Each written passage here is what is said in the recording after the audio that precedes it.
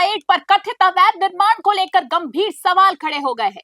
स्थानीय लोगों का आरोप है कि कई बार शिकायतों के बावजूद निर्माण कार्य बेखौफ तरीके से जारी है और जिम्मेदार विभाग कार्रवाई करने के बजाय केवल आश्वासन तक सीमित नजर आ रहे हैं। स्थानीय लोगों के अनुसार जयपुर नगर निगम हवा महल जोन की उपायुक्त सीमा चौधरी द्वारा 14 तारीख के बाद कार्रवाई कर अवैध निर्माण हटाने का आश्वासन दिया गया था, लेकिन इसके बाद भी मौके पर निर्माण कार्य लगातार वो भी धड़ल्ले से तेजी से जारी हो गया।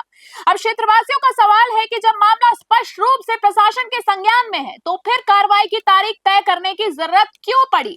लोगों का आरोप है कि शिकायतों के बावजूद ना तो निर्माण रुक रहा है और ना ही मौके पर कोई प्रभावी कार्रवाई दिखाई दे रही है, जिससे प्रशासनिक ढिलाई पर गंभीर सवाल उठ रहे हैं।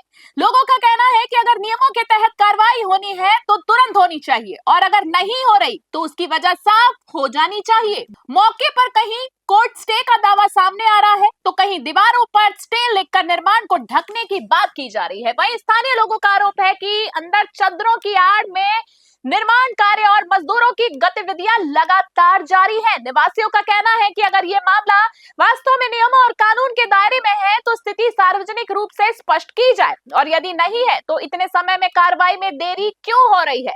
इस पूरे मामले में पुलिस, नगर निगम और जेडीए की भूमिका पर भी सवाल उठ रहे हैं। आखिर इतने बड़े स्तर पर चल रहे निर्माण पर नियंत्रण क्यों नहीं हो पा रहा है। स्थानीय लोगों का आरोप है कि बार बार शिकायतों के बावजूद कार्रवाई न होना व्यवस्था पर सवाल खड़े करता है। लोगों का कहना है कि ऐसे मामले में देरी से न केवल अवैध गतिविधियों को बढ़ावा मिलता है बल्कि आम जनता का भरोसा भी कमजोर होता है।